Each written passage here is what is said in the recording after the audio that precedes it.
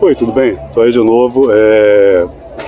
Vim falar hoje, eu gravei um vídeo anterior falando sobre a questão de minha concepção sobre os deuses, sobre a mente criadora, a inteligência criadora, sobre Deus, né, o Deus que nós aqui no Ocidente chamamos de Deus, que é Jeová, sobre deuses em geral, sobre evangelho, sobre religiões, e me fizeram uma pergunta que eu achei muito interessante, que foi sobre a existência de demônios. Vamos tentar pensar um pouquinho sobre isso. Você já reparou que demônio é sempre o deus da outra religião? Por exemplo, Baal é conhecido como era o deus, né, dos cananeus, e passou a ser o nome do principal demônio, de um dos principais demônios, que é Baal-zebu.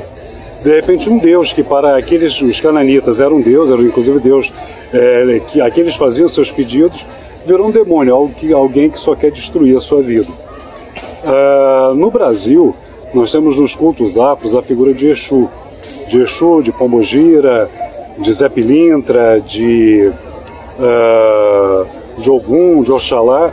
Você vê que as igrejas neopentecostais dizem que esses espíritos são demônios, inclusive especificamente encarregados de te pôr na miséria, de destruir casamentos, de acabar com sua vida.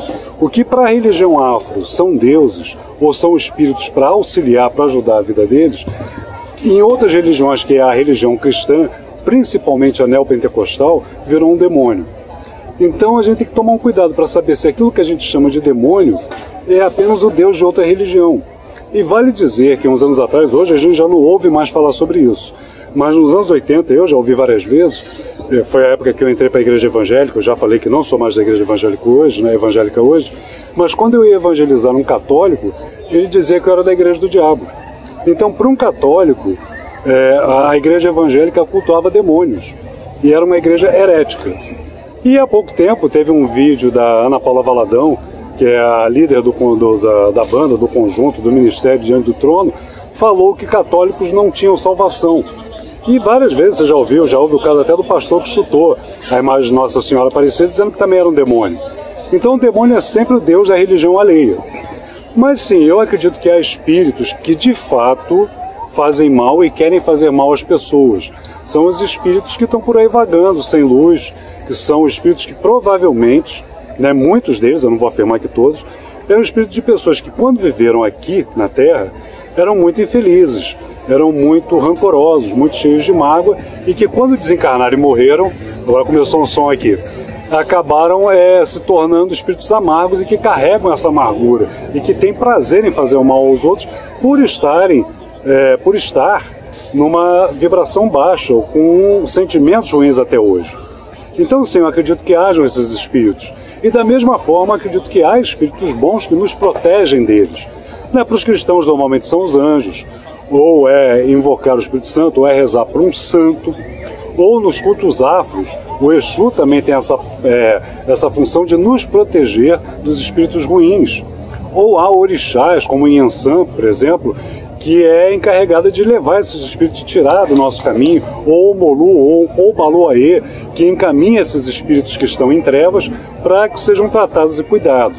Então eu acredito que haja esses espíritos ruins, há pessoas que se ligam a esses espíritos ruins, que gostam de fazer mal aos outros usando esses espíritos, é claro que elas também vão pagar.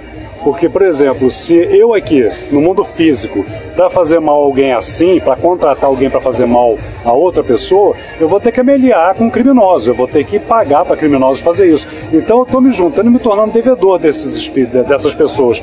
A mesma coisa vai ocorrer com quem faz isso espiritualmente. Tá? Então isso tem um preço, mas também há como você se livrar disso. Como? Não carregue no seu coração, evite, nós somos humanos e temos mágoas, temos sentimentos ruins, mas não cultive esses sentimentos. Pode cair uma sementinha no chão e ela brotar, mas se eu rego, se eu adubo, se eu cuido, ela vai crescer. Se eu deixo ela largada, é provável que um outro passarinho venha e coma aquela erva, ou que com o tempo ela seque e morra.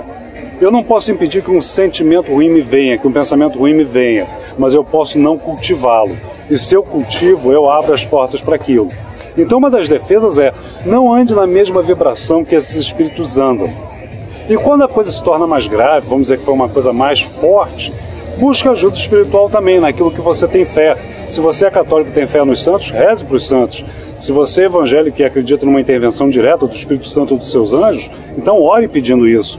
Se você é de uma religião afro, da Umbanda, do Candomblé, de alguma coisa, busque isso. Se você é espírita, vá buscar um passe espiritual.